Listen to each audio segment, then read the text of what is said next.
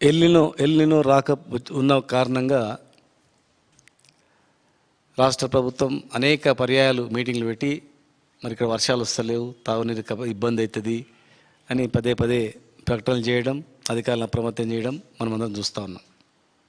కానీ ఈరోజు అటు గోదావరిలో కానీ ఇటు కృష్ణా భీమలో కానీ ఇక్కడ వర్షాలు పడకపోయినా మహారాష్ట్రలో కర్ణాటకలో ఆ ప్రాంతంలో ఉండే వర్షాభావం కారణంగా ఇక్కడ నదులన్నీ కూడా వస్తూ ఉన్నాయి. ముఖ్యంగా మా పాలమూరు ప్రాజెక్టు మొత్తం కూడా తుంగభద్ర, కృష్ణా, భీమా నదులపై ఆధారపడి ఉంది. తుంగభద్ర నుంచి నీళ్ళు రావట్లేదు.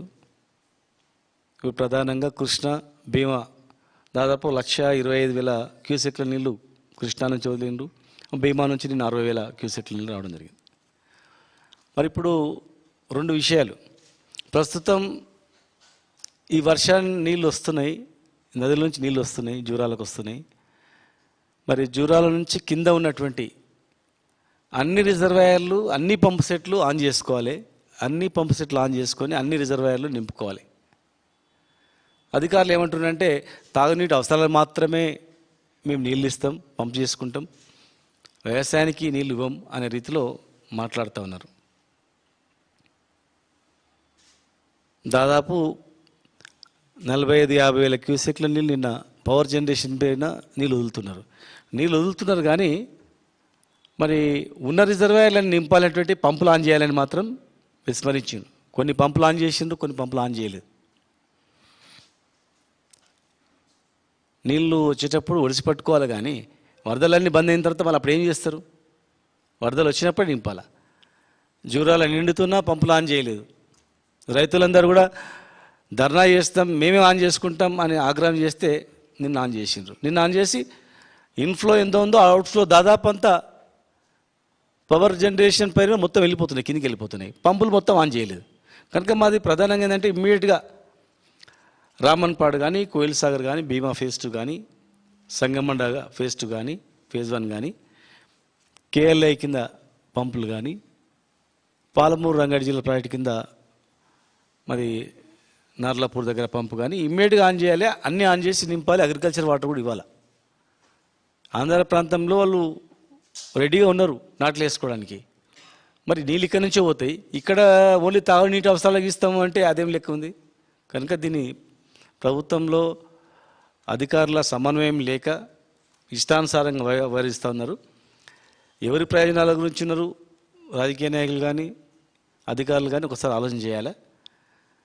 రైతుల ఆగ్రహం గురి కాకముందే అప్రమత్తం కావాలి. అటు కాళేశ్వరం కూడా మనం చూసినాం. కాళేశ్వరం రిజర్వాయర్ పైన కూడా అనేక రకాల అపోహలు చేసిండ్రు.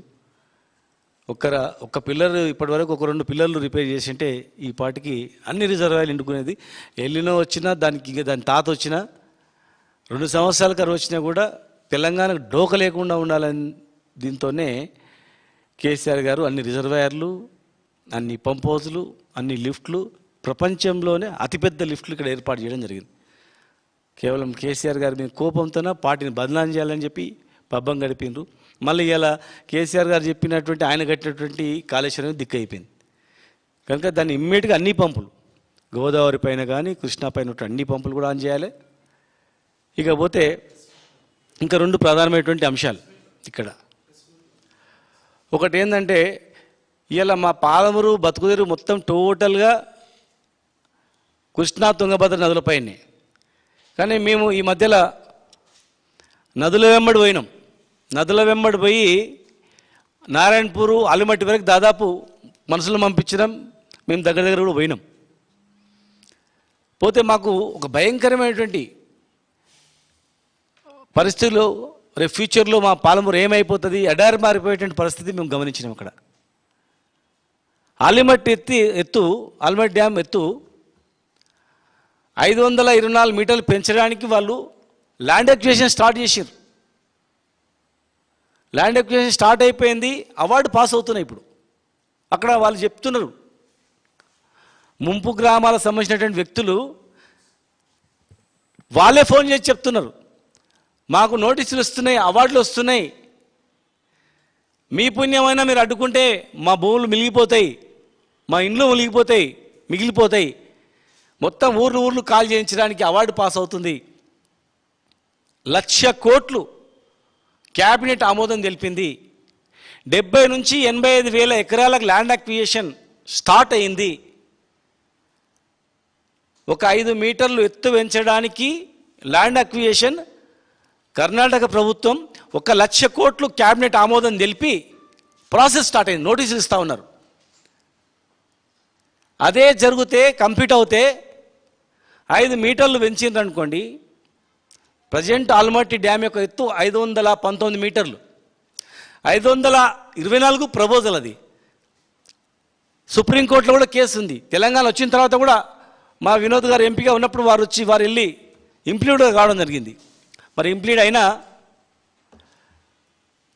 ఆల్మట్టి యొక్క డ్యామ్కు పిల్లర్స్ అన్నీ కూడా పోయడం జరిగింది. కేవలం గేట్లు అమర్చడానికి మాత్రం సిద్ధంగా ఉంది. ఒకవేళ వాళ్ళు గేట్లు అమర్చితే భూములు మునిగిపోతే కనుక ముందే ల్యాండ్ అక్విజిషన్ చేయాలనే ఉద్దేశంతో 70 నుంచి 80 వేల ఎకరాలకు 1,00,000 కోట్లు క్యాబినెట్ ఆమోదం తెలిపి ప్రభుత్వము సన్నాహాలు చేస్తూ ఉంది. మరి ఇక్కడ ప్రభుత్వం ఏం చేస్తూ ఉంది? ఈరోజు అవార్డు పాస్ చేస్తూ ఉన్నారు. అక్కడ ఈరోజు ఆల్మట్టి డ్యాము గేట్లు పెట్టడానికి ముంపు గ్రామాలకు, ముంపు పట్టణాలకు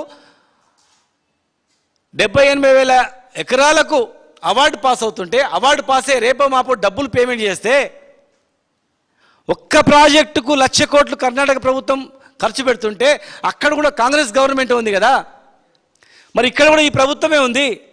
మీరు ఆల్మట్టి ఎత్తు పెంచితే పాలమూరు మొత్తం ఎడారైపోతుంది. పాలమూరు ఒక్కటే కాదు, రంగారెడ్డి జిల్లా, నల్గొండ సగం భాగం, రంగారెడ్డి పాలమూరు మొత్తం కూడా ఎడారైపోతుంది. ఆ ప్రాజెక్టు కడితే ఈ పాలమూరుకు రంగారెడ్డికి దిక్కు, నల్గొండ సగం దిక్కు ఓన్లీ కృష్ణా భీమా నుంచి వచ్చే నీళ్ళు మాత్రమే. మొత్తం కృష్ణా మీదనే డిపెండ్. 90%, 80% కృష్ణా మీదనే డిపెండ్. జూరాల నుంచి కింది మొత్తం కూడా మేము కట్టుకున్నటువంటి కేఎల్ఐ కానీ, పాలమూరు రంగారెడ్డి జిల్లా ప్రాజెక్టు కానీ, మిగతా రిజర్వాయర్లు కూడా ఆ ఎత్తు వేస్తే ఇలా జూలై ఇప్పుడు నీళ్ళు వస్తున్నాయి ఆల్మట్టి నుంచి. ఆ ఎత్తు వేస్తే మాకు ఆగస్టు తర్వాత కూడా నీళ్ళు రావు. పెద్ద వరదలు వస్తాయి. అది ఎప్పుడు ఆగస్టులో పెద్ద వరదలు వస్తాయి. మామూలు వరదలు వచ్చినాయి అనుకో ఆగస్టులో కూడా నీళ్ళు రావు. చుక్క నీళ్ళు, ఒక డ్రాప్ కూడా రాదు.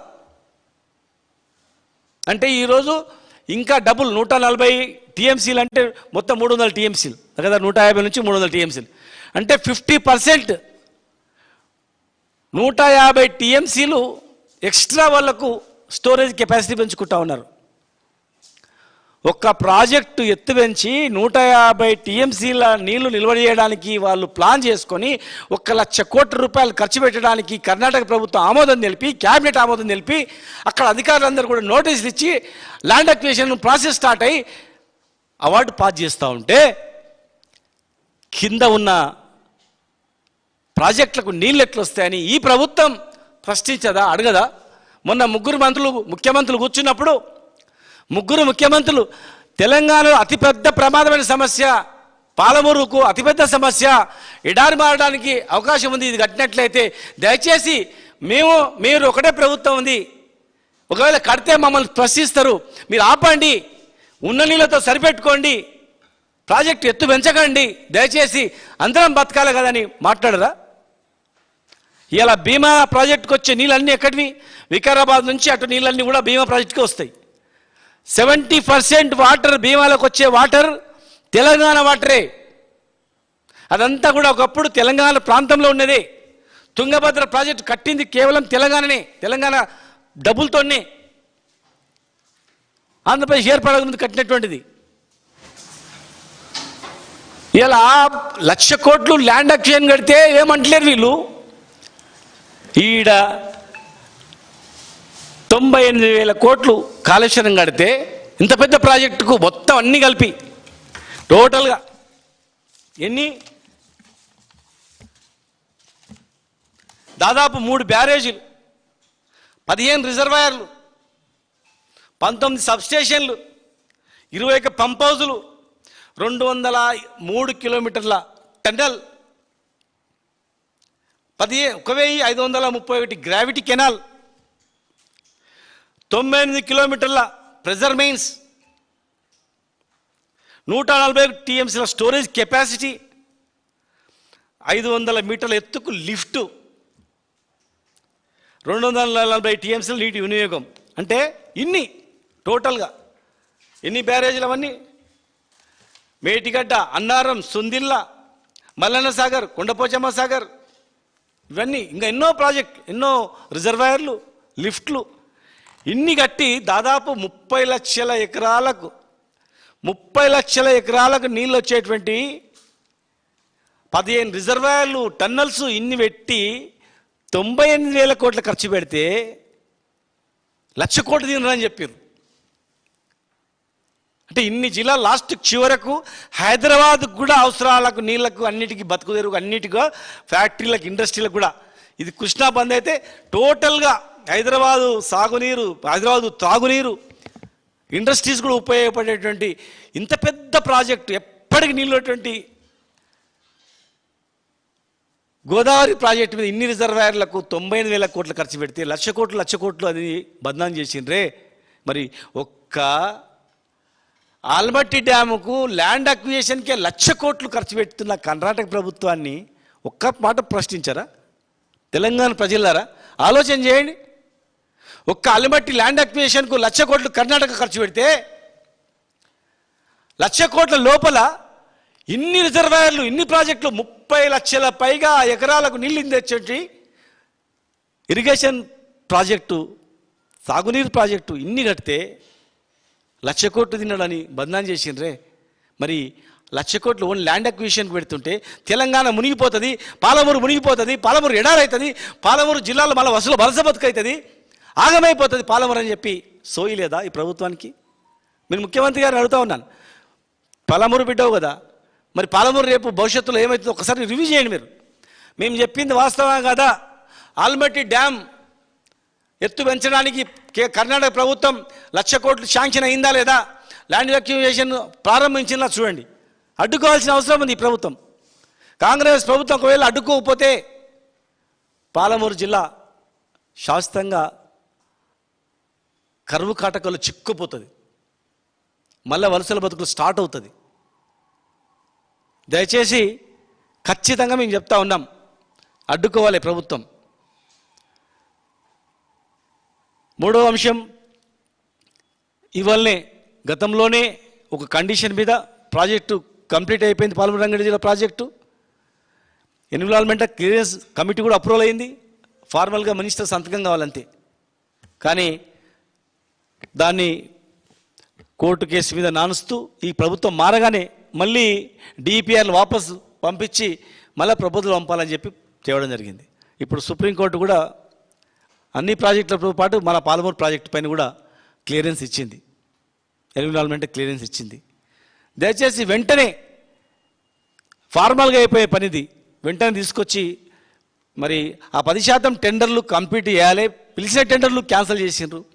90% ప్రాజెక్టు పనులు కంప్లీట్ అయ్యి కేవలం 10% కాలువల టెండర్లు పిలిచినా క్యాన్సిల్ చేసిండ్రు. మరి 3 నెలలు అవుతుంది, 3 సంవత్సరాలు అవుతుంది, ఇప్పటివరకు టెండర్లు పిలవలేదు. ఒకవేళ టెండర్లు పిలిచి ఆ 2.5 కిలోమీటర్ల కాలువను కంప్లీట్ చేసింటే ఈరోజు 50 టీఎంసీల నీళ్లు పాలమూరు రంగారెడ్డి జిల్లా ప్రాజెక్టు ద్వారా నార్లాపూరు, ఏదుల, ఒట్టెం, కరివెన వరకు అన్ని రిజర్వాయర్ కూడా ఫుల్ చేసుకునే వాళ్ళం.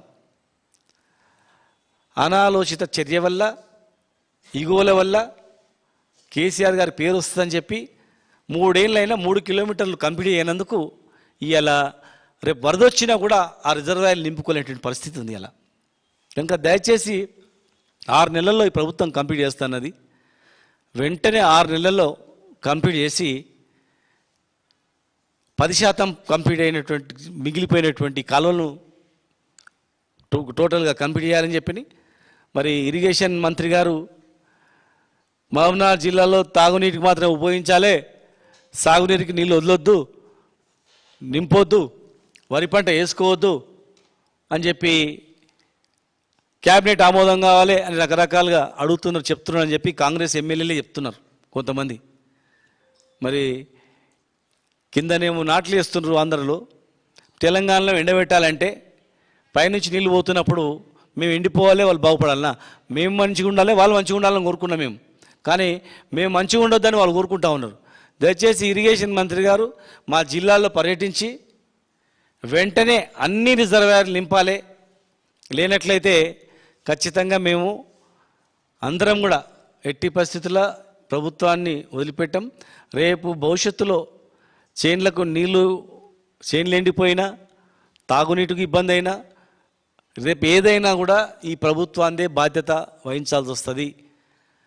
అక్కడ ఆల్మట్టి ల్యాండ్ అక్విజిషన్ ఆపకుంటే భవిష్యత్తులో చాలా ప్రమాదాలు పడతాం కనుక దానికి కూడా ప్రభుత్వమే బాధ్యత వహించాల్సి వస్తుంది. ఇమ్మీడియట్గా కర్ణాటక ప్రాంతంలో ముఖ్యమంత్రితో చర్చించి రేపు మాపు కలుస్తామని కూడా పేపర్లు వస్తుంది కనుక వెంటనే ప్రధానమైనటువంటి ఎజెండా ఆల్మట్టి ఎత్తు పెంచడానికి చేసేటువంటి ల్యాండ్ అక్విజిషన్ ఇమ్మీడియట్గా ఆపి బ్యాలెన్స్ రిజర్వాయర్గా మీరు వాడుకొని వరద వచ్చినప్పుడు కానీ గేట్లు ఎట్టి పరిస్థితుల్లో పెట్టనీయకుండా ప్రభుత్వం చర్యలు చేపట్టాలి. ఇప్పటికే భీమా దగ్గర, గూడూరు దగ్గర రబ్బర్ హైడ్రాలిక్ గేట్లు పెట్టినందుకు కిందికి ఒక చుక్క నీళ్ళు కూడా వస్తారు, మనం చూసి వచ్చినాం.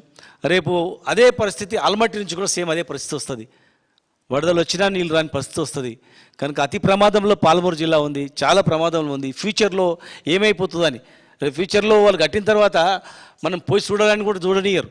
మహారాష్ట్రలో గతంలో చూసినాం, మనం చూడడానికి పోతే లాఠీ చార్జ్ చేసి కొట్టి పంపించారు. రేపు గేట్లు పెట్టిన తర్వాత ఏం చేయలేం, వాళ్ళ ఇంటికి కూడా వీకలేం, గొడవ చేయడం కూడా ఏం రాదు అక్కడ. అంత అయిపోయిన తర్వాత చేతులు కాలినాక ఆకులు పట్టుకున్నట్లు అవుతుంది. కనుక ఇప్పుడే వాళ్ళని, మీ ప్రభుత్వం ఉంది కనుక వాళ్ళని కట్టడి చేయాలని చెప్పి మీ ద్వారా తెలియజేస్తున్నాను. ఈ రాష్ట్ర ప్రభుత్వం పూర్తిగా చోద్యం చూస్తూ పాలమూరు జిల్లాకు, నల్గొండ జిల్లాకు, రంగారెడ్డి జిల్లాకు భవిష్యత్తులో జరగబోయే తీవ్ర నష్టానికి ఇక్కడ పెడుతున్నటువంటి బీజం ఇప్పుడు ఏదైతే కర్ణాటక ప్రభుత్వం చేస్తూ ఉందో దాన్ని అడ్డుకోకుండా చోద్యం చూస్తున్నటువంటి రేవంత్ రెడ్డి సర్కారు పూర్తిగా పాలమూరు రైతాంగాన్ని గొంతుకోసే పరిస్థితి ఉంది. ఈరోజు ఇందాక పెద్దలు శ్రీనివాస్ గౌడ్ గారు మాజీ మంత్రివర్యులు చెప్తూ, అన్న 53,000 క్యూసెక్కుల ఫ్లో ఉంది, పవర్ జనరేషన్ చేస్తూ ఉన్నారు, సంతోషం, పవర్ జనరేషన్ కావాల్సిందే. వాటితో పాటు జిల్లాలో ఉన్నటువంటి అన్ని లిఫ్టులు వెంటనే ఆన్ చేయాలి. రామన్పాడు, ముఖ్యంగా రామన్పాడు ఆన్ చేసి రామన్పాడు నింపి, రామన్పాడు నుంచి గోపల్ తినే రిజర్వాయర్ కూడా నింపి, కొల్లాపూర్లో జూరాల టేల్ ఎండ్ ఏదైతే ఉందో వాటికి కూడా నీళ్ళు ఇవ్వాలని చెప్పేసి నేను ఈ సందర్భంగా ప్రభుత్వం డిమాండ్ చేస్తూ ఉన్నా. ఎక్కడెక్కడ క్రాప్ హాలిడేస్ ప్రకటిస్తూ ఉన్నారు. రైతాంగాన్ని ఎలీనో వస్తుందని తెలుసు, వీళ్ళకు నీళ్లు వృధాగా కృష్ణాలో కిందికి పోయినాయి. ఆనాడు పాలమూరు రంగారెడ్డి యొక్క నార్లాపూర్ రిజర్వాయర్ కనుక మనం నింపుకొని ఉండింటే ఈరోజు దాని నుంచి స్లూయిస్ ఏర్పాటు చేసినారు గత ప్రభుత్వంలోనే. ఆ స్లూయిస్ ద్వారా కేఎల్ఎస్కి సబ్స్టెన్షియల్గా వాటర్ ఇచ్చే అవకాశం ఉంది. ఆ నీళ్ళతో నాగర్ కర్నూలు, కొల్లాపూరు, వనపర్తి, కల్వకుర్తి ప్రాంత రైతాంగానికి నీటి ఎద్దడి లేకుండా వ్యవసాయానికి ఒక కారు కన్నా నీళ్ళు ఇచ్చే పరిస్థితి ఉండే. కాబట్టి ఈ ప్రభుత్వం పూర్తిగా రైతుల గురించి మాత్రం ఏమాత్రం పట్టించుకోవడం లేదు. కేవలం బీఆర్ఎస్ పార్టీకి ఎక్కడ పేరు వస్తుందో, బీఆర్ఎస్ఎంలో జరిగిన ప్రాజెక్టులను మూలన పడేయాలనే ఒక లక్ష్య సంకల్పంతోనే వాళ్ళకు ప్రజలకు మంచి చేయాలనే ఉద్దేశం లేదు. కేవలం బీఆర్ఎస్ పార్టీకి ఎక్కడ పేరు వస్తుందో, బీఆర్ఎస్ పార్టీకి పేరు రాకూడదనే ఉద్దేశంతో ఎంత చేస్తూ ఉన్నారు. మీరు ఎన్ని చేసినా మళ్ళీ కాళేశ్వరం మోటార్ లానే చేయడం జరిగింది. మీ యొక్క అబద్ధ ప్రచారాలు ప్రజలు నమ్మే పరిస్థితిలో లేరు. ఏదైతే ఆల్మట్టి హైట్ పెంచి 1,00,000 కోట్ల రూపాయలు భూసేకరణకేగా చేస్తూ ఉన్నారంటే మరి పాలమూరు జిల్లా ఏ విధంగా భవిష్యత్తు ఉండబోతుంది, పాలమూరు రైతాంగం భవిష్యత్తు ఉండబోతుందని ఒక్కసారి మీరు కూడా పాత్రికే, ఎలక్ట్రానిక్, ప్రింట్ మీడియా మిత్రులు మీరు కూడా ఒక్కసారి ఆలోచన చేయాలి. పాలమూరు రైతాంగం యొక్క పరిస్థితి గోసను ఈ ప్రభుత్వం పట్టించుకోలే. వెంటనే అన్ని మోటార్ లాంచ్ చేసి రిజర్వాయర్లు నింపి కనీసం ఒక పంట కన్నా నీళ్ళు ఇవ్వాలి. కింద ఆంధ్రాకేమో నీళ్ళు వదులుతూ ఉన్నారు, వాళ్ళేమో అక్కడ నాట్లు వేసుకుంటా ఉన్నారు. పాలమూరు రైతాంగం చేసినటువంటి పాపం ఏందని చెప్తా ఉన్నాం. ఈ ప్రభుత్వం ఈ యొక్క అలసత్వాన్ని, మరి వాళ్ళ కర్ణాటక మీద చూపిస్తున్నటువంటి ప్రేమను మేము పూర్తిగా ఖండిస్తూ ఉన్నాం. బీఆర్ఎస్ పార్టీ పక్షాన్ని వ్యతిరేకిస్తాం.